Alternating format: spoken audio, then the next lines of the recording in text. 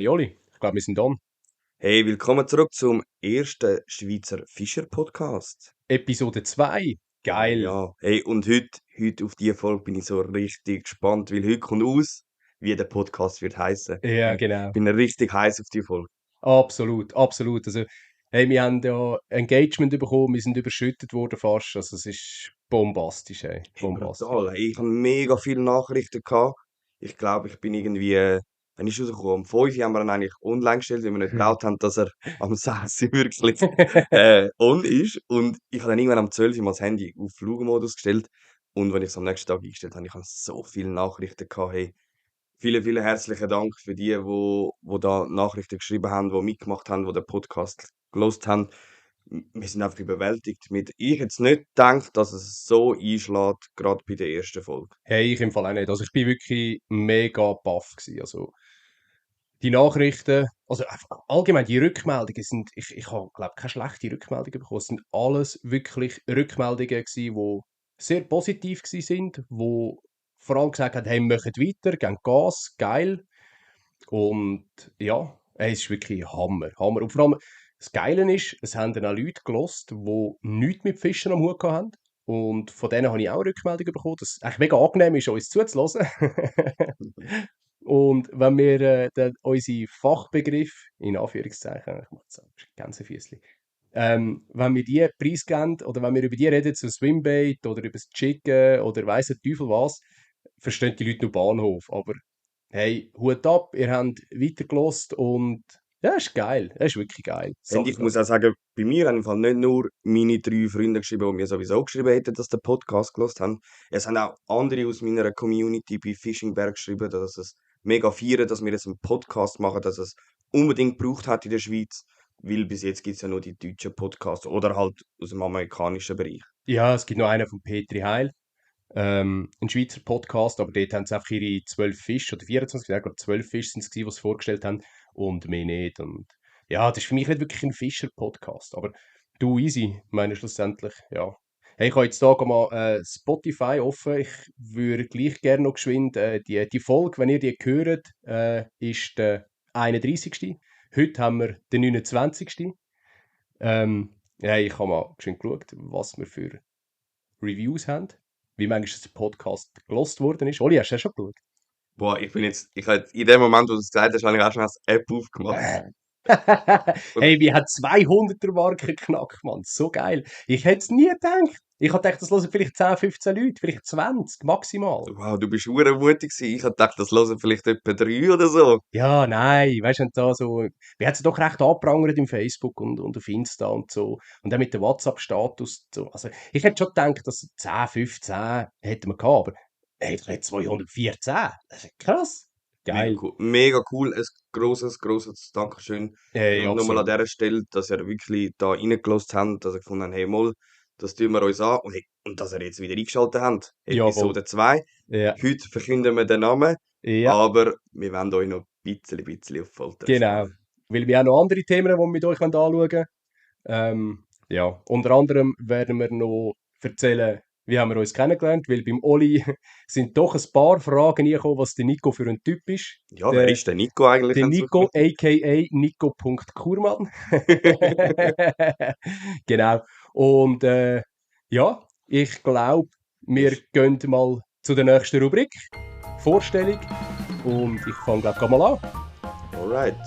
Wer Wer bist bin du? ich? Genau, danke vielmals. Wer bin ich überhaupt so? Eben, mein Name ist Nico Kurmann. Ich bin eigentlich schon ein Fischer seit, keine Ahnung, ich fische schon so lange. Bin früher mit dem Papi noch viel fischen, selbstverständlich. Als kleiner Bub, Badi Rüschliken und auch ein Halwilersee. Halwilersee wäre eigentlich Freiangelrecht. Dort müsstest du ja Karte haben, das haben wir doch auch nicht gewusst. Da sind wir halt einfach so, mir nichts, dir nichts, sind wir an den Halwilersee gegangen, dort fischen. Ich habe dort meinen ersten Fisch gefangen. Ein Rotauge oder eine Rotfeder, ich weiß es auch nicht mehr. Mein Papi hat dann gesagt, es sei ein Segli, aber es war kein Segli gewesen. Item, auf jeden Fall Quintessenz, Catch and Touch. Genau. Und ja, ich habe es dann auch wieder ein bisschen verloren und bin dann nicht mehr so viel fischen. Und irgendwann habe ich mal eine Freundin gehabt, die auf Australien ist über eine längere Zeit. Und dann habe ich dann gefunden, hey, komm, weißt du, ich fange doch wieder an. Haben wir so eine ganz hochwertige Teleskoproute gekauft. Das Ein kann ich. Okuma. Ja, so ein klassisches Anfängerset, oder? Ich glaube, das hat jeder gehabt, oder? Also, weiß ich nicht. Weiß nicht, wie es bei euch war, wie ihr zum Fischen gekommen sind, aber ja, ist bei uns gang und gäbe gewesen.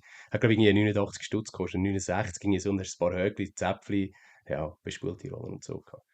Ja, und ich habe es dann wieder ein bisschen mehr gepackt, bin wieder an den Hallwilersee gegangen, bin auch an den Zürichsee gegangen und ja, irgendwie hat es mir dann halt tatsächlich den Ärmel reingenommen, dass ich dann halt das Ganze einfach wirklich verfolgt habe. Haben wir dann mit einem Kollegen zusammen die erste Route gekauft, eine Grace-Route, das weiss ich noch, Grace Powell oder so, mit irgendwie 20 bis 80 Gramm Wurfgewicht. Hey, keine Ahnung, was anstellen mit dieser Route. Ist scheißegal. Wir sind dann nach Zürichsee gegangen, das Würmeli dran gehängt, das Dropshot. Hey, und Egli gefangen. Geil. Aber natürlich, geil, völlig, die Route für das, was sie braucht, dann ist sie völlig overrated gewesen. Also das Wurfgewicht von irgendwie 7 bis, keine Ahnung, 28 Gramm, so klassische Egli-Route, hat völlig gelangt. Oder?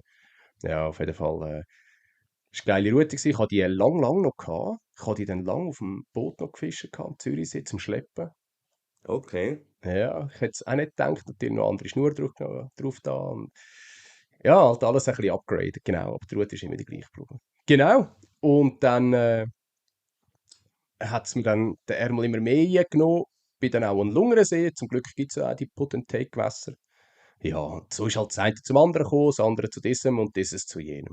Ja, mal, jetzt muss ich es gleich noch sagen. Schlussendlich bin ich im, äh, im Jahr 2016, glaube ich, habe ich mit einem Kollegen zusammen mytacklebox.ch gegründet. Ich weiß nicht, ob euch das etwas sagt. Das sind Also so, mir schon. Ich glaube, der einer der ersten Adventskalender gsi, den ich ja, bekommen. geil. Geil. Voll. Ich glaube, es ist gerade dort, es könnte sein, dass im Fall gerade der erste war, wo er dort mal erstellt hat. Ich weiß nicht, bist du noch dabei gewesen? Ja, das ist sehr gut möglich. Ja, ja, ja, ja, ja. Ja. Also der Adventskalender, ich bin dort immer noch ein bisschen dabei. Ich habe ja nicht nur den Sales eigentlich in dem Sinn, wo ich auf meiner Homepage mache, sondern auch, ich helfe mir auch abpacken, ich bin auch Köderlieferant. Ähm, genau. Aber Ist jetzt, immer noch in diesen Säckchen mit dem Logo ja, vom genau. Also, Kanton. ja, jetzt mittlerweile ist er wird in einer weißen Kartonbox verschickt. Ist er, glaube ich, auch bei dir schon geworden, bin mir aber nicht sicher. Und in dieser Kartonbox rein ist ein Newtonsack mit dem Logo drauf, ganz cool eigentlich. Und drinnen sind dann so blaue Säckchen mit den Zahlen drauf.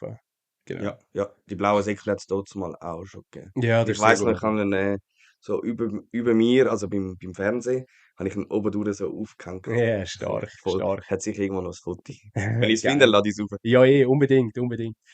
Genau. Und ja, das hat dann halt das andere noch ergeben, dass wir dann irgendwann mal haben können Distribution machen von Majorfish und KP Bites. Das ist Majorfish deutsche Marke oder ein deutscher Brand in dem Sinn, vom Adrian Ruile.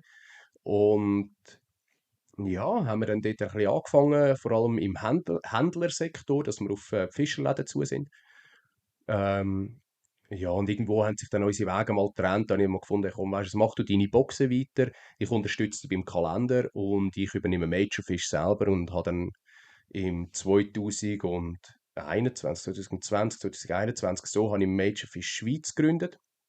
Und das gibt es immer noch, also major-fish.ch ist eigentlich so ein bisschen mein, ja, wie soll ich sagen, mein Baby in dem Sinn. Genau, mit Majorfish-Köder, mit KP-Bites-Köder. Mittlerweile habe ich auch ein bisschen mehr aufgenommen, habe auch noch Rapala VMC drin, zum Beispiel Savage Gear habe ich drin. Und das Neueste vom Neuen ist Maximus. Wir haben Maximus-Vertretung bekommen, also der Adrian hat sie bekommen für Europa und ich bin dann eigentlich sein Typ, der die Schweiz macht. Genau. Ja, das wäre so ein bisschen, wie ich zum Angeln gekommen bin und wie es ja, weitergeht. So. Also von einer Teleskoproute zur High-End-Fischerroute. Ja, etwa so, etwa so. Und wie es halt auch ist, gell, jede coole Story startet irgendwo in einer Garage.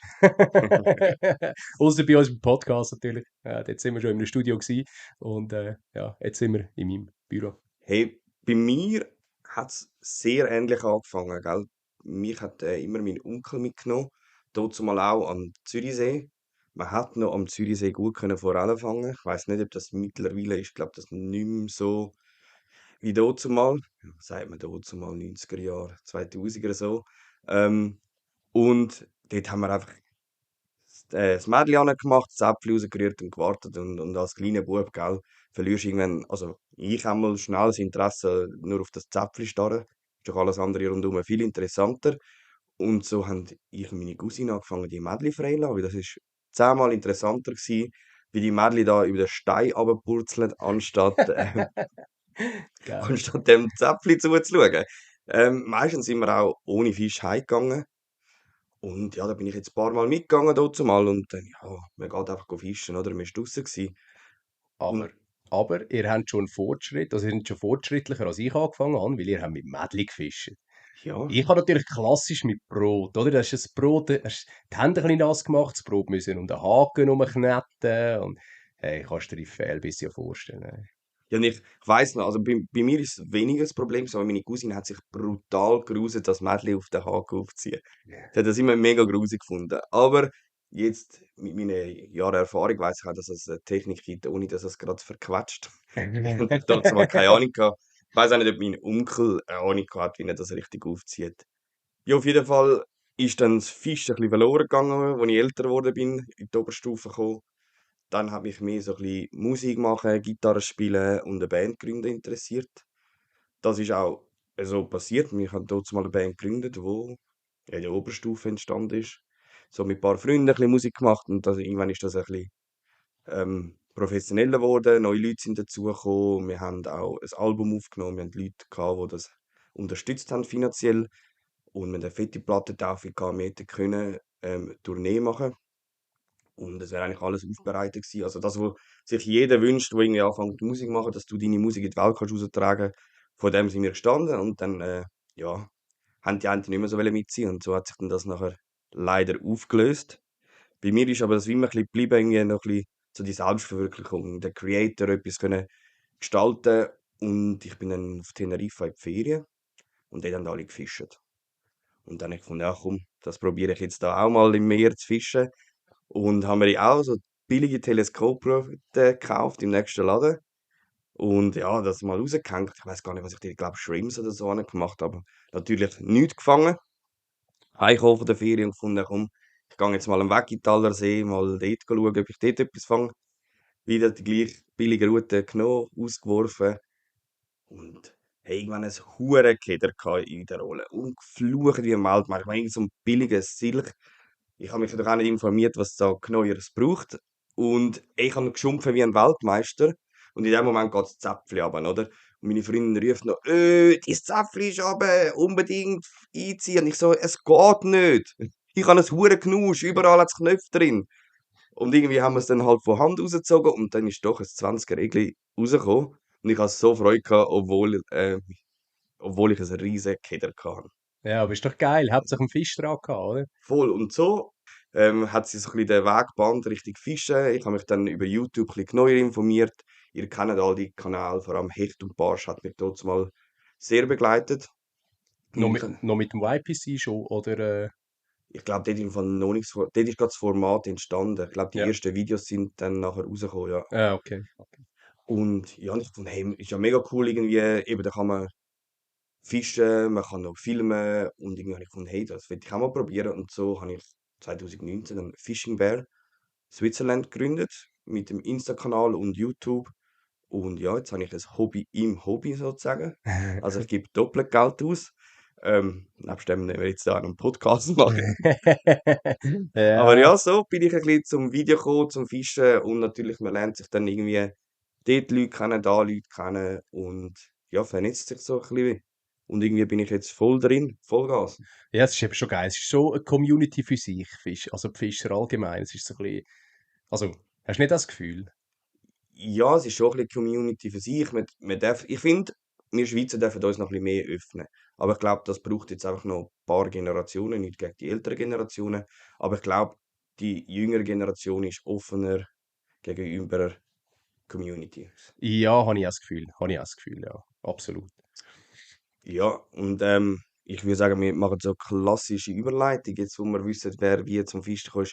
Wie haben wir uns zwei kennengelernt? Genau. Nächste Rubrik heisst, wie haben wir uns kennengelernt? Ja, genau, richtig. Willst du das mal anfangen oder soll ich anfangen? Oder wollen wir beide anfangen? Und wir fangen an, wir tun dann einander ergänzen. Ja, also gut, also gut. Ja, wo haben wir uns das erste Mal, ich glaube, der erste Kontakt oder das erste Mal von dir gehört, oder gesehen, sagen wir es so, habe ich, wo du mein Jersey angehabt hast, oder meins, einfach das vom Major Fish Schweiz. Voll. Und dort bist du, glaube ich, mit dem Luca von Purge Zone unterwegs gewesen, am Weckitaler See. Nicht ganz so. Wir haben uns dort kennengelernt. Ich bin mit dem Bellyboot gsi und er ist mit einem Kollegen immer so am Ufer entlang gelaufen. Auf dem Wecki bist du mit dem Belly gewesen. Ja. Und dann sind wir, dann haben sie, glaube es ist so ein heißer Tag, sie haben sie am gleichen Ort Pause gemacht wie ich und dann sind wir so ein bisschen ins Gespräch gekommen und dann ist das eine zum anderen gekommen, er hat gefunden, er will dann einen Shop machen und dann Genau. ist er irgendwann mit dem Jersey hingekommen, weil ich glaube, dort habe ich einen fetten Sonnenbrand geholt und gefunden, dass ich nicht immer verbrennst. Ja, herrlich, herrlich. Ja, und das ist eigentlich so ein bisschen, da habe ich mal ein Foto bekommen, mal in der Story ein Foto gesehen und ja, dann habe ich das erste, was ich gesehen habe, wer ist der Fishing Bear? Und ja, dann, Aber wir sind irgendwie nicht weiter in Kontakt gewesen nein, nachher. Wir haben einfach, ich habe einfach dich einfach, glaube ich, markiert einmal auf Instagram, wenn ich das Jersey ja, angehabt genau. Genau, du hast dann ja irgendwie gemerkt, dass es meinen Job dann doch auch gibt, Major Fish Schweiz oder so. Hast du ihn ja, glaube ich, auch noch nicht gekannt, wenn es mir recht ist. Nein, ich habe ihn noch nicht gekannt. Ich bin nachher schon mal googeln, aber ich habe es dann nicht mehr weiter Mhm. verfolgt. Und dann an der Schweizer Sportfischermesse Ja, genau. letztes Jahr, Ist es nicht das Jahr gewesen? das Ist es Jahr. nicht ist Das, es im 23. gewesen oder Anfangsjahr?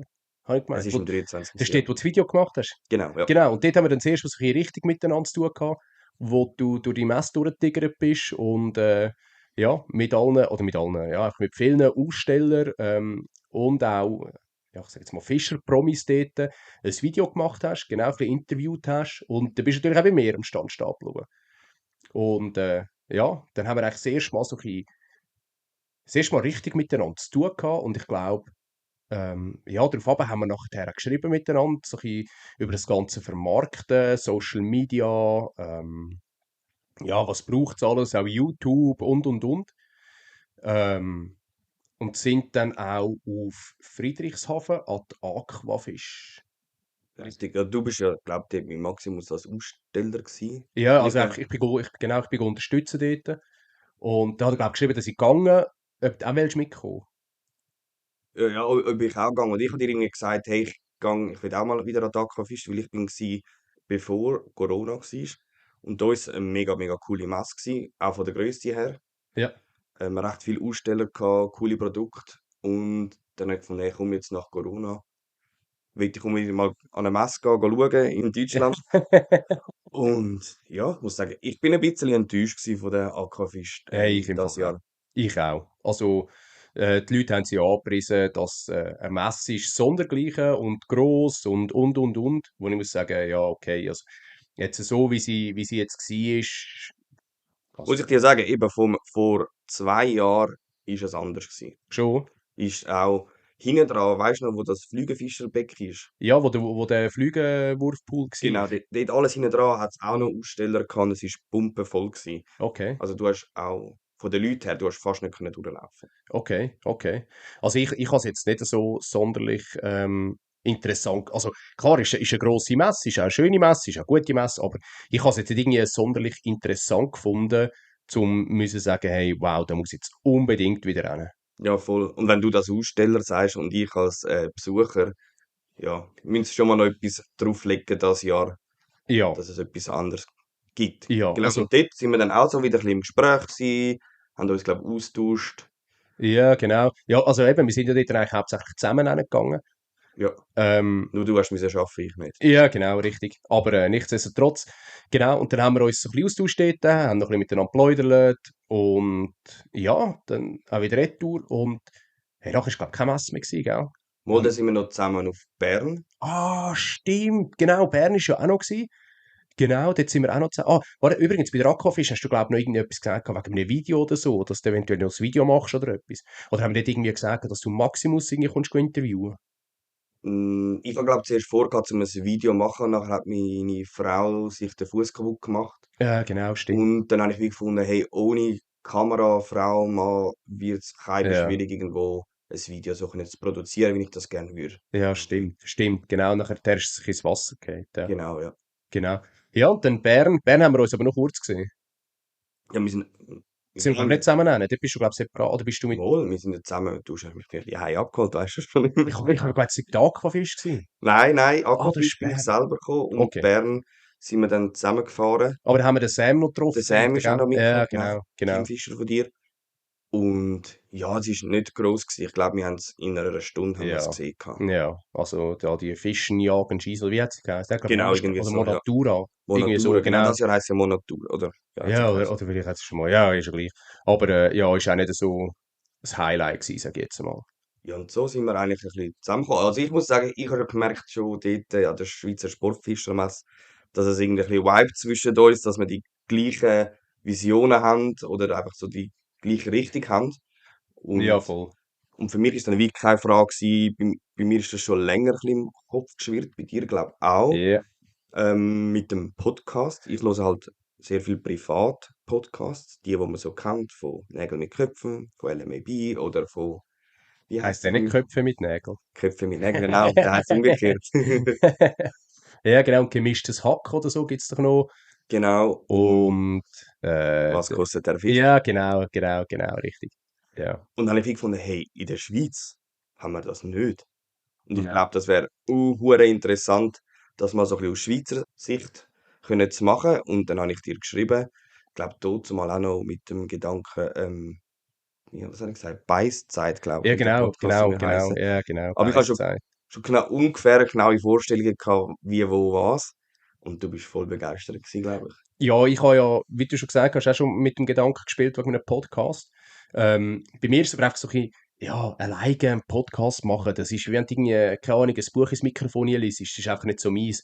Und ich habe dann irgendwie die treibende Kraft gesucht, oder den treibenden Punkt irgendwie gesucht, wo ich, weißt du, wo halt, hey, wie wenn du ins Fitnessstudio gehst, wenn du alleine ein Fitness-Abo löst, dann gehst du selten, also ich zumindest, würde wahrscheinlich nie gehen. Ich würde gar nie in ein Fitnessstudio gehen. Ja, eben. Und wenn du aber das Zweite bist, dann stell mir vor, wenn dann der eine sagt, hey, komm, ich gehen, dann knickst du eher mal ein und dann gehst du auch, oder? Und genauso ist es auf dem Podcast, oder? Darum, ja, habe ich es geil gefunden, wo du gesagt hast, hey, komm, ich möchte einen Podcast. Habe ich gefunden, ja, geil, bin ich auch gerade Feuer und Flamme. Und ja, dann haben wir mal einen Call gehabt miteinander. Mhm. So ein bisschen wie, wo, was. Haben das Datum für die erste Aufnahme mal gefixt. Ja, Hey, und jetzt sitzen wir da und nehmen die zweite Episode ja, auf. es ist geil. Und vor allem, wir haben mega Rückmeldungen gehabt. Gut, das haben wir schon gesagt. Aber ich bin immer noch geflasht von der ersten Episode. Also von diesen Rückmeldungen, das ist wirklich der Hammer. Genau. Gut, haben wir schon genug darüber geredet. Aber ich glaube, du hast wieder eine perfekte Überleitung gemacht zu, nicht zu der nächsten Rubrik, Namensfindung. Genau. Hey, Yes. Sehr gut, Oli. boah, wie du vorhin gesagt hast, mich flasht es im Fall immer noch, Hey, mich auch. Mich wie, auch. wie das abgegangen ist, Ja. wie ich Nachrichten bekommen habe. Ich habe ja dann auch noch 2 Umfragen gemacht auf Instagram. Ja, ich habe dann auch noch eine gemacht am letzten Tag, am 24. habe ich geschrieben, hey, last chance. Chance. Ja, und also ich kann vielleicht mal sagen, bei mir auf Instagram, auf meinem Fischingberg-Kanal, ist es recht eindeutig gewesen, die Ja. Umfrage. Also es haben alle Namen haben, Stimmen bekommen, das muss ich schon noch sagen. Und dort ist es im Fall schon recht eindeutig gewesen, was sich die Community wünscht. Ja. Also bei mir bei Insta im Fall auch.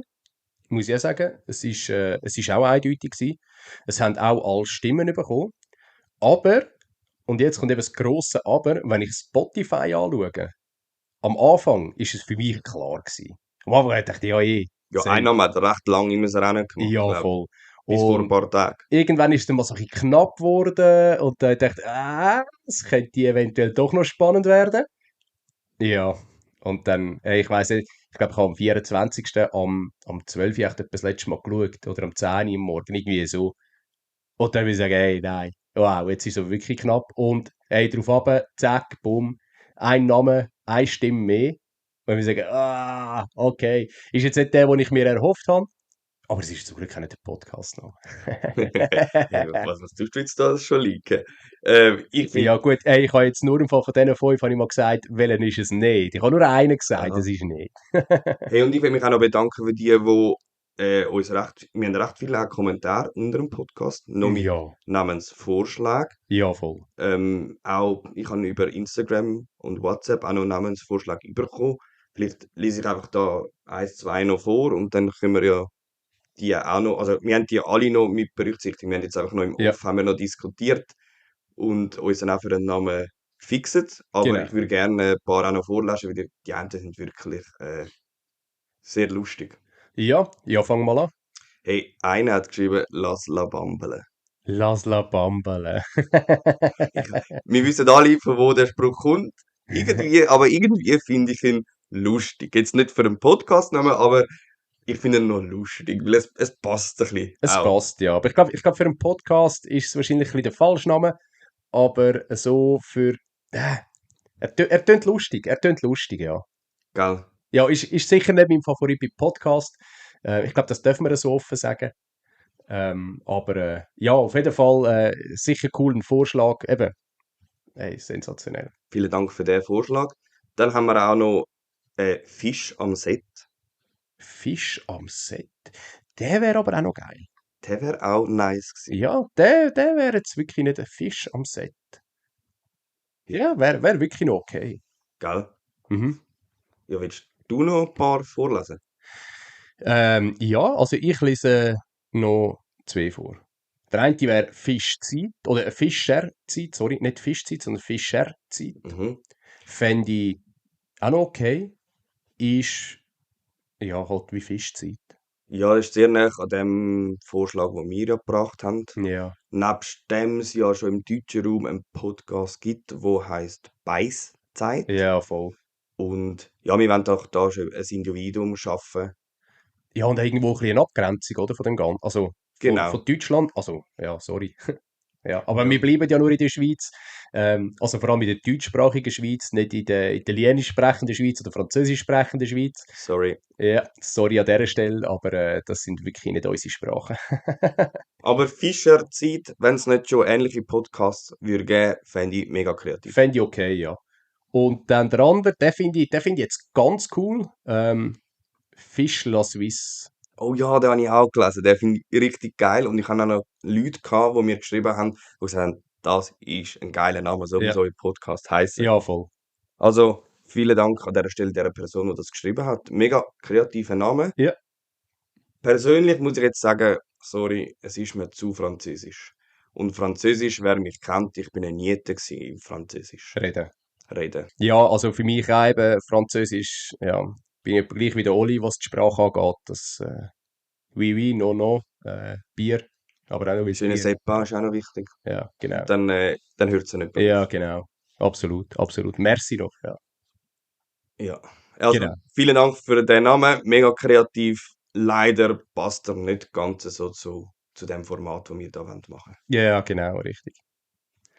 Ja, hast Hey, du noch private Namen über, oder hast du, nein, die hast du, glaube ich, schon das gesagt, ist das, was ich ja, genau. vorgelesen habe, genau. Perfekt, perfekt.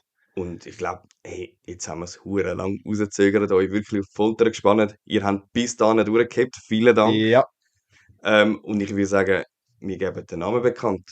Soll ich von 3 oben abzählen? ja, komm, mach doch Und das. dann sagen wir dann auf 3. Trommelwirbel. 3, 2, 1. Fischverrückt!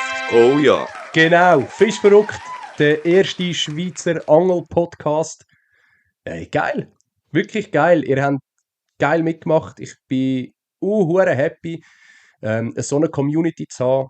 Hey, sensationell. Vor allem Danke eine euch fürs. Community, die in so kurzer Zeit sich für einen Namen so entschieden hat. Hey, mega, mega Ja, cool. voll. Es freut mich wirklich. Es soll ein Podcast, oh, jetzt hat GoPro ausgeschaltet. Ja, Es soll ein Podcast für euch und mit uns sein. ja, voll, voll. Also ich, sensationell. Danke vielmals noch an dieser Stelle. Und dann würde ich sagen, Oli, wir gehen in die nächste Rubrik. Und zwar News. Let's go. Hast du? Ja, Ja. wer willst du anfangen? Ich Du hast so ein fang bisschen die internationaleren News als ich. Hey, ja, es ist etwa das mal ein bisschen ausgeglichen, glaube ich. Nein, mal, doch, es ist ausgeglichen. Gut. Hey, Schweizer Sportfischermesse, das Jahr nicht in Oberglatt, sondern in Spreitenbach. Ja, genau. Und ich weiss nicht, ob wir das an dieser Stelle sagen dürfen. Es wird noch eine Mal. Podcast-Episode geben, wo wir die beiden Herren bei uns haben. Der Gesi und der Ralf. Ralf. Genau. Ich freue Und mich schon jetzt mega auf die Folge. Es wird ich super mich lässig. auch. Und ja, Sind gespannt, was euch da erwartet. Genau, dann tun wir da gar nicht zu fest ausschweifen, weil die zwei Herren werden uns schon eine Menge dann erzählen. Genau. Und ich weiss da schon ein, zwei Sachen, ihr dürft gespannt sein. Ja. Hey, dann nochmal eine News aus der Schweiz. Christina von Duo wird nächstes Jahr am YPC Bank mitfischen. Die zweite Schweizerin neben Fonso. Voll stark. Wow. Bin ich gespannt, wie sie es macht. Ich glaube, Turniererfahrung. Ich weiß nicht, wisst ihr, ob sie Turniererfahrung hat? Lasst es mal da in den Kommentaren. Ich bin gespannt. Ich habe das Gefühl, nicht gross. Ich habe sie, glaube ich, noch nie irgendwie in einem Turnier gesehen, gelesen, gehört. Ich wüsste es auch nicht. Also Christina, wenn du den Podcast hörst, darfst du gerne unten dran kommentieren. Unbedingt, ja. Aber ich finde es mega cool. Wieder eine Person aus der Schweiz und dann auch eine Frau. Finde ich voll stark. Hey, dann meine letzte News, das ist so Schweiz-Deutschland-News gsi. Dann habe ich noch eine von Up North von Naze. Hast du von dem gehört? Hey, nein, das sagt mir nichts. Sagt er nicht. Also Naze hat Up North gemacht. Sie sind Norwegen, Schweden, Finnland gsi. Sie haben nebst YouTube Videoformat haben sie wie so einen Kinofilm gemacht. Und ich weiß nicht, sie haben 3-4 Mal Aufführungen gemacht, die sie auch im Kinosaal gemietet haben, wo sie Folge gezeigt haben. Nicht, was du auf YouTube gesehen hast, sondern ähm, einfach Material, wo du nur im Kino gesehen hast. Geil, geil. Hey, finde ich mega cool, dass das gibt. Und ich glaube, es ist recht oder sehr gut besucht gewesen. Der Kinosaal ist immer voll gewesen. Ist vor allem auch mutig, finde ich, zum einfach irgendwie so ein Kino buchen. Oder mal so die Leinwand, sage ich jetzt mal, zu buchen. Ja, musst auch die Leute haben, die das wollen schauen, von mir aus gesehen. Gut, gell? Das ist ja das dein Schöne. Der hat immer krasse Visionen. Ja, klar, aber ich kann mir vorstellen, der liegt nicht jedem, weißt du? Ja, ja, Also, voll. Aber ich finde es mega, dass man es so auch ins Kino schafft. ja, voll, absolut, absolut, unbestritten. Und für die mega schade gefunden haben, dass sie nicht auf Deutschland ins Kino können, man kann auf der Homepage von Ace kann man den Film mieten oder kaufen für ein paar mickrige Taler. Okay, nice. Yes, das wären meine News gewesen. Ich hole jetzt mal ein bisschen vor fürs neue Jahr. Hey, ein brandheißes Thema, Live-Scope-Verbot. Auch Oh da ja. werden wir sicher noch eine Folge dazu machen. Aber es hat bereits schon wieder News gegeben. Es hat mal eine Gruppe zusammengetan aus plus minus 50 Leuten, hätte ich jetzt mal so behauptet, wo sich dagegen wehren, gegen das Verbot am Vierwaldstättersee. Ja, ich denke, da werden wir sicher der ein oder andere einmal noch hören im Interview, wie das von sich geht. Die haben sich jetzt vor dem Bundesgericht beschwert gegen das, unter anderem aufgrund von Enteignung und ja, ich weiß auch nicht mehr jeden Grund. Ja, finde ich noch mutig, dass sich so eine kleine Gruppe an Fischer zusammentut und sich gegen mehrere Vereine eigentlich stellt, und zwar gerade vor Bundesgericht. Ja, wäre spannend, wenn wir die Herren würden da oder Damen auch da im Podcast könnten haben. Ja, absolut. Dann habe ich noch eine Reaktion bekommen auf die News von der letzten Folge, was Streetfishing in Amsterdam ist. Dort ist es ja darum gegangen, dass sie das verbieten wollen. Mhm. Und ich habe dann mit dem Robin ein bisschen hin und her geschrieben. Er ist dort ziemlich up to date, weil er ja noch viel in Holland ist, von den Toppis. Und also es ist anscheinend nicht nur Amsterdam, es ist wirklich die äh, Partei von den Tieren, irgendwie so etwas. Partei von den Tieren, irgendwie so etwas. Keine Ahnung, der hat ganz komische Namen in Holland. Keine Ahnung, wie Ja. Phantom Top oder so. Nein. Ähm, die haben dort anscheinend wirklich ziemlich heftige Diskussionen bezüglich dem ganzen Fischen, Fischverbot vor allem. Aber anscheinend, solange dass die Angler noch Gewässerreinigung übernehmen, solange es die Vereine noch machen, können sie nicht viel dagegen sagen. Oder weil die Angler dann schauen, dass die Gewässer noch sauber sind. Aber sie haben doch echt in Leuwarden, Scheiße, sorry Robin, ich weiß es nicht mehr, du hast es zwar noch gesagt, aber per Sprachnachricht. Sie haben irgendwo bereits schon ein Wiederhakenverbot verhängt, was eigentlich in Holland gang und gäbe ist, dass dort Leute mit Widerhaken fischen. Mhm. Finde ich okay. Also das Widerhakenverbot finde ich absolut super. Ich fische eigentlich immer ohne Widerhaken. Ich auch. Von dem her, ja, aber es ist eigentlich schon krass. Holland ist so ein Fischermekka und ja, die haben sich jetzt doch recht können durchsetzen, die Partei. Also ist jetzt da etwas entschieden worden oder jetzt einfach das Wiederhakenverbot? Das Widerhakenverbot jetzt in erster Linie, sind aber weitere Ortschaften in Diskussion von dieser Partei, wo sie mehr Anhänger bekommen, wo sie immer am Anhänger gewinnen sind, wo halt dann auch wieder das Fischerverbot eigentlich angestrebt wird. Okay. Recht krass. Ja. finde ich auch. Gut, gell, halt durch YPC und all die Formate ist halt schon recht ein Hype geworden, Ja, zum Kochen absolut. fischen. Absolut. Ja, aber ich weiss nicht, Robin, vielleicht kannst du mal irgendwie einen Link oder so unten in den Kommentar reinschmeißen, wenn der Podcast los ist natürlich. Ich hoffe es. Und ich hoffe, dass da noch kein Verbot durchkommt, weil es ist schon noch, wie ich glaube in der letzten Episode gesagt habe, eine Bucketlist von mir. Ja, voll. Ich bin zum Glück schon ein paar Mal gewesen. Aber es wäre verdammt schade, wenn es wirklich würde zu einem Verbot kommen. Ja. Dann das andere, wenn wir schon gerade bei den Verboten sind, Dorsch, Ostsee, ja, Mhm. Fangverbot oder Fischverbot auf Dorsch. Ich weiß es nicht, ob du ihn darfst befischen oder nicht. Weil in Holland zum Beispiel ist es ja, jetzt komme ich schon wieder mit Holland, ist es ja so, dass wenn der Hecht schon Zeit hat, darfst du ihn zwar befischen, du darfst ihn aber nicht entnehmen. Was für mich auch die Sinnhaftigkeit irgendwo durch nicht ganz ergibt. Also, ja. Ja, und ich finde, irgendwo darf man auch am Fisch mal seine Ruhe gönnen. Ja, definitiv, absolut. Es wird ja niemand gern gestört bei so Sachen. Aber ist es nicht auch, dass die Dorschbestände recht zurückgegangen sind? Ja, anscheinend, ja. Also, das Verbot hat sicher irgendwie einen Grund. Ich glaube nicht, dass da einfach der Tierschutz irgendwie etwas gemacht hat. Sondern ich glaube wirklich, das ist, weil wahrscheinlich die ganzen Bestände so minim geworden sind. Aber gell, ich meine, wenn du irgendwo an der Ostsee bist, was machst du? Gehst du Dorschfischen vom Bötli aus? Es ist ja fast das Naheliegendste, sage ich jetzt einmal. Mhm. Oder halt Forellen, gell? Ja, gut, mehr vor allem. Meerforelle ist Ja. auch Ja, nicht sehr beliebt. Aber ja, ja, da sind wir wieder bei den Forellen. ja, pass auf, kommst wieder Hate Oh, ab. ja, sorry, ja. Entschuldigung. Sage nichts mehr. Aber ja, ey, ist krass, dass man das Verbot hat müssen aussprechen oder dass man das minimiert hat. Ja, voll. Ey, ich hoffe, wenn es dann der Bestand wäre, dass sich der recht schnell wiederholt, weil ich habe gehört, das ist noch ein recht fightender Fisch. Ja, absolut. Also ich habe ja auch schon einen Dorsch gefangen. Ich habe einmal die Ehre gehabt und durfte einen fangen. Das war, als ich mit einem Kollegen in Island war. Das war Mhm. ganz cool. Ich weiß gar nicht, ob der überhaupt den Podcast hört. Ich hoffe es, weil das gehört er immer wieder. Wir haben eine 9-tägige Rundreise geplant mit dem Auto und da sind wir süß so wie Salzwasser fischen. Wir haben im Süßwasser eine wunderschöne Forelle gefangen im Fall. Also wunderschöne Brown Trout, schön gezeichnet. Und in Island ist geil, wenn du dort irgendwo ins Süßwasser willst fischen, dann gehst du zum Bauer, dem was Land gehört, sagst, hey, ich würde gerne auf deinem Land fischen, ist okay. Dann schaut er dich an und sagt, ja, ja, ist gut. Oder sagt, hey, nein, lieber nicht. Also, Und ob du jetzt gerade in der Krumminase hast, ist ihm egal. Hä? Oder kann er ja, nein, entscheiden? anhand von dem entscheidet er, weil Ah das ja. Patent hast du in dem Fall nicht gebraucht. Also bei uns zumindest nicht. Wie es jetzt ist, mittlerweile weiss ich auch nicht, das ist doch schon ein Moment her. Hey, da sind wir dort den Bauer aufgenommen, haben den Bauer gefragt, gell?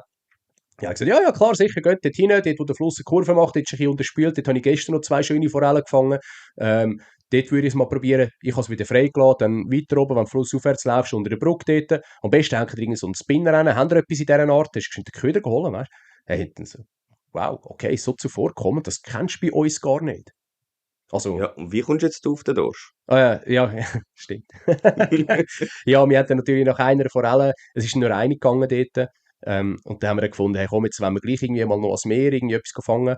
Und ich habe dann im Internet gegoogelt, dann habe ich einen Guide gefunden, einer, der von Deutschland ausgewandert ist auf Island und dort so ein bisschen sein Guiding aufgebaut hat. Habe ich dem geschwind angerufen gehabt, ist ein teures Telefonat gewesen, aber erstaunlicherweise, die Kiste Bier, die ich mitbringen musste, ist noch teurer gewesen. Er hat dann gefunden, er zeigt uns, wo die Fische sind, auch für eine Kiste Bier. Und wir natürlich leichtgläubig, ja, ja, klar, sicher, wir gehen eine Kiste Bier holen.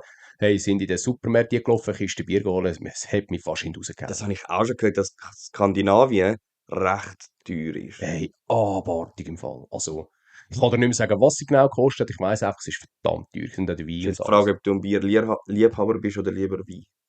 Ja, der Wein ist ja schweineteuer. Okay. Geil ist halt alles, Island ist eine Insel, die müssen alles irgendwie einfliegen dort oder einfach sonst irgendwie auf die Insel bringen. Also ja, nicht alles Fleisch geht, also kannst Schaf essen oder so. Aber der Rest, auch Burger und so, das ist verdammt teuer. Okay. Aber auf jeden Fall sind wir nachher mit dem Typ dann raus, also einen Hafen, das ist so, ja, der hat so wie eine Anlegestelle gehabt, wie so ein Rampenverbot. Und ja, dann hat er gesagt, ja, rührst einfach da raus. Und dann beißt ihn schon einen an. Und dann haben wir mal angefangen rauszurühren. Zuerst war ich skeptisch gewesen und dachte, ja, rührst einfach raus. Zum Glück hat das Wetter noch mitgespielt, es war recht windstill. Gewesen. Und dann, hey, kurz darauf runter, beim ersten, zweiten Wurf sogar, haben so Köhler angebissen. Das ist, Köhler ist nicht so mein Zielfisch in dem Sinn. Also es ist so ein bisschen, keine Ahnung, ich weiß nicht, keine Ahnung, was das für ein Fisch ist. Den könntest du wahrscheinlich nicht einmal essen, ich weiß es nicht. Keine Ahnung. Keine Ahnung. Auf jeden Fall hat er gesagt, ja, die sind eh nicht gut, kannst du wieder abhängen und die rühren. Dann, ja, dann haben wir da x Köhler rausgezogen, der Kollege natürlich völlig begeistert gewesen. Und, also ich auch, selbstverständlich, wenn schon mal etwas geht, so im Meer, wenn du einfach irgendwann gehen und die Köder rausrühren und es beißt und beißt und beißt und hört nicht auf. Und dann irgendwann noch mal gefragt, hey, wie sieht es aus? Hat es da sonst noch etwas rum, außer die Köhler? Irgendwie so einen, äh, wie heisst jetzt da, nicht, der Seeteufel, genau, Seeteufel, so ja. zum Beispiel. Der hat gesagt, ja, Seeteufel und Dorsch habe ich da unten. Und ich dachte, okay, ja gut, ja, Chicken in dem Fall. Sagt er, ja, einfach am Grund nach. Ja, okay, gut, perfekt. Hey, ausgerührt, abgerissen. Ich dachte, what the fuck? Sagt er, ja, übrigens, da hat es von recht viele Ketten und so drin, gell, hängst du Messi gerne für nachher. den, hä? Sie, ja, danke vielmals. Gut, zum Glück die Köder, die ich im Salzwasser kann, die brauche ich ja im Süßwasser eigentlich nicht mehr. Ja, Von dem her, praktisch. ja, Wenn man einen eigenen also Online-Shop hat, praktisch. sowieso. Du nicht alles auf das dezidieren, come on. Nein, nein. Ja, und dann irgendwie nach dem dritten, vierten Wurf hat ein Dorsch gebissen. Da hast du gedacht, hey, das ist irgendwie etwas Größeres, das hat irgendwie 50 oder 55 Zentimeter gehabt. Ja, wenn es halt nach mir gegangen wäre, gell, ich hätte den auch wieder freigelassen. Und er, oh, cool, ein Dorsch. Hat er genommen, runtergeknüppelt, Kiemenschnitt auf die Seite da, den nehme ich gerade mit. Okay, easy. Ja, ist aber auch der einzige Dorsch gewesen. Und Hast du wenigstens auch etwas abbekommen vom nein, Fisch? natürlich nicht. Ah, schade. Natürlich nicht. Aber ist auch okay, ich bin auch nicht so der Fischliebhaber. Also, ich esse es so zwischendurch einmal, aber bin jetzt nicht der, der jeden Fisch, den ich gefangen habe, muss heimnehmen und in die Pfanne rühren. Das, ja. Ja. Aber das ist, glaube ich, wieder ein anderes Thema, das können wir sonst mal bei einem Podcast sehr Ja. gerne besprechen. Genau. Also das wäre Infos zum Dorschbestand. Genau. Und jetzt möchte ich gleich auch noch eine Info droppen. Und zwar habe ich jetzt da mal ein bisschen vorgeholt. Aber ich finde, es ist noch eine wichtige und interessante Info. Du bist ja gekommen mit der Christina, Ja. wo beim YPC Bank mitmacht. Und was ich jetzt noch vernommen habe in den letzten Wochen, ist, dass Stucki Thun ein Team stellt für den YPC Boat. Wow. Nice. Ich glaube, die geben recht Gas, Stucki, Ja, Vollgas. was das Ausland anbelangt. Ja. Also finde es cool. Wünsche ihnen auf jeden Fall dann auch viel Petri und ja, hey, Sind wir gespannt, wie das dann absolut. klappt. Absolut. Ich hoffe, der Fönsi macht dann auch wieder mit. So, dass wir dann auch beim YPC Boat 2 Schweizer Teams haben. Wäre sicherlich recht nice. Ja, von Cool. dem her. Und sonst gibt es ja noch andere Turniere, wie eine Predator Tour oder so, wo auch Schweizer Beteiligung haben. Von dem her, es muss ja nicht immer ein YPC Boat oder ein YPC, allgemein ein YPC sein. Also von dem her. Nein, Ja, aber ich finde, das ist auch gerne etwas, was ich privat schaue. Darum finde ich es immer cool, ja, wenn je. Schweizer mitwirken. Ja, definitiv. Definitiv. Ich auch, bin ich voll bei dir. Also absolut. Ja, Ja, das wären meine News eigentlich mal gewesen. dann gehen wir eine Rubrik weiter. Entweder oder. Genau. Hey, und heute bin ich dran. Ja, das Mal kannst du mir die Fragen stellen, Oli. Nice. Ich Hey, hoffe, hast du dir ein bisschen knifflige Fragen ausgesucht. natürlich, es wird nicht einfach. Sehr gut. Fangen wir gerade mit der ersten an. Spinnrute oder Baitcast? Oh, die ist einfach, Oli. Die ist einfach. Baitcaster. Warum Baitcaster? Hey, ich habe vor, keine Ahnung, x Jahren mal angefangen mit Baitcaster. Als ich das erste Mal auf Amsterdam bin, habe ich gefunden, ich nehme nur einen Baitcaster mit. Das habe ich die schon vorher mal gekauft. Habe sie mal gefischt. Habe natürlich wunderschöne Perücken gerührt und habe sie dann wieder in die Ecke gestellt für etwa ein Jahr, zwei. Und habe dann gefunden, weißt du, wenn ich schon auf Amsterdam gegangen, Amsterdam muss sehr fischreich sein, ich probiere es. Weil mir einmal einer gesagt hat, wenn du Flüge fischen willst, dann musst du einfach nur mit der Flügerroute ans Wasser gehen, du darfst keine andere Route mitnehmen. Und dann habe ich gefunden, ich will Baitcaster fischen, ich mache es gleich. Ich nehme einfach nur Baitcaster-Route mit. Hey, und siehe da, seitdem, ich bin begeisterter Baitcast-Fisch. Also, ich finde es Hammer. Ich finde auch krass, dass man immer sagt, wow, Baitcaster ist so schwierig und so. Aber dort habe ich auch gemerkt, ich habe recht schnell auch auf Baitcaster, also von Spinnrute auf Baitcaster gewechselt. Ja. Und ich habe gar nicht so viel Perücken gerührt. Ja, am Anfang mach schon 1, 2, aber ich habe es recht schnell draussen gehabt, wie das funktioniert. Ja, ich glaube, es kommt immer so viel darauf an, wo und wie du dich informierst über das Ganze. Ich glaube, bei YouTube gibt es mittlerweile sehr, sehr gute Videos. Ich bin nicht so YouTube angefressen gewesen, damals, und habe halt einfach gefunden, ey, ich probiere es und rühre mal aus, tu mal ein bisschen locker machen, also zuerst mal ein bisschen fester anziehen, wie sie gesagt haben, im Shop, und nachher immer ein bisschen lockerer machen, aber bis ich nur mal gewusst habe, was ich überhaupt alles für Bremsen da drinnen habe. Ja, Also, und ich glaube auch dort ist es wieder so, kauft ihr gescheiter gerade ein bisschen eine anständige Baitcaster-Rolle und nicht gerade die von Wish, oder? ja, das sicher, das sicher. Ist sicher sehr ein wichtiger Punkt, dass man sich da irgendwo durch ein bisschen befasst, dass man irgendwo auch eine Community kann fragen, welche das vielleicht geeignet wäre auch für einen Anfänger oder so. Und sonst gibt es immer wieder gute Auktionen so auf Facebook, wo es dann irgendwie heisst, hey, Anfänger BC oder Anfänger-Kombi zu verkaufen. Und ja, die sind dann meistens auch recht preiswert. Kajak oder Boot? Kajak. Boot. Hast du dir Ah, überlegt, nicht Belly. Ah, Bassboot, nicht hä? Belly, nicht Belly. Nicht Ah, okay. Belly. Ein Okay, richtig geiles okay, okay, Bassboot. okay. Ja, es wäre schon beides geil. Also, am liebsten natürlich beides, gell? Aber dann bräuchte ich halt den Platz dazu. Sonst heisst es nicht, oder? Ja. Ähm, hey, nein, ich glaube, für mich Kajak. Weil erstens mal die Flexibilität mit dem Kajak. Du hast, ich meine, wenn ich trampe, wenn ich bei mir auf der Rüse gehe fischen und ich trampe gegen den Strom, bin ich mit 5, 6 km/h unterwegs. Auf einem See bin ich vielleicht bei 8 oder 10 km/h, je nachdem, wie fest dass ich trampe. Und wenn ich mit dem Strom gehe, dann bin ich eh einiges schneller. Also von dem her, ja. Und die Flexibilität mit dem Kajak, einfach schnell aufs Dach tun, aufs Autodach und an einen Tümpel fahren, einwassern, ist einfach bombastisch. Mit dem Boot hättest du einfach 3-mal länger. Müsstest zusätzlich noch einen Unterstand haben. Das Kajak habe ich jetzt glücklich, bin ich in einer glücklichen Lage, dass ich es bei mir einfach kann, in der Tiefgarage ans Dach ziehen. Und ja, dann ist es eigentlich relativ schnell aufgeladen und abgeladen. Was zu sagen gilt, ist, vom Manövrieren her, bist du nicht mit einem Boot ein bisschen flexibler, bist auch ein bisschen direkter, aber so vom Fischen her, so nah beim Wasser und so, nein, das Kajak definitiv. Angel oder Online-Shopping? Ja gut, dann muss ich jetzt fast sagen Online-Shopping, oder? Ja, nein. Hey, grundsätzlich im Fall, viele würden es erwarten, wahrscheinlich, dass ich würde sagen Online-Shopping, nur schon wegen meinem Shop Made für Schweiz. Ich bin ja ein reiner Online-Shop. Ich muss aber sagen, ich gehe sehr, sehr gerne in einen Angelladen rein. Und ich gehe sehr, sehr gerne und noch viel lieber zu meinem Tackle-Dealer vom Vertrauen. Einfach mal wieder anschauen, was sind für Neuigkeiten gekommen. Neue Köder mal irgendwie. Ja, ich bin halt auch der Typ, der gerne Köder mal in die Hand nimmt und mal einfach ein bisschen auch spürt, wie Qualität ist und alles. Und ich meine, wenn irgendwo steht 14 Gramm, ja, okay, das ist gut möglich, aber ich habe einfach das Gefühl, ein Gummifisch mit 14 Gramm oder ein Hardbait mit 14 Gramm, hey, das fühlt sich komplett unterschiedlich an. Also, meine Meinung. Weiß Mhm. nicht. Ja, siehst du das auch so? So, ja. Nein, ich teile die Meinung. Und darum muss ich sagen, irgendwie braucht es beides. Ich finde es auch cool, wenn du so schnell etwas kannst bestellen kannst. Wenn du halt gerade nicht in den Angelshop kannst, dann hast du sie in der Regel am nächsten Tag oder einen Tag, zwei später. Ähm, Ja, und wenn du ja, weißt, was du brauchst, dann schnell ja, Online-Shopping, ich brauche die aber Baits oder die genau, Route. genau. Aber wenn ich mich jetzt wirklich müsste entscheiden auf Leben und Tod, dann würde ich sagen, stationärer Handel. Also Angelladen. Weil dann kannst du auch eine Community noch ein bisschen pflegen, kannst mit den Leuten noch ein bisschen schnurren. Ja, Das ist auch mega wichtig, ja. hey, ich finde auch, absolut.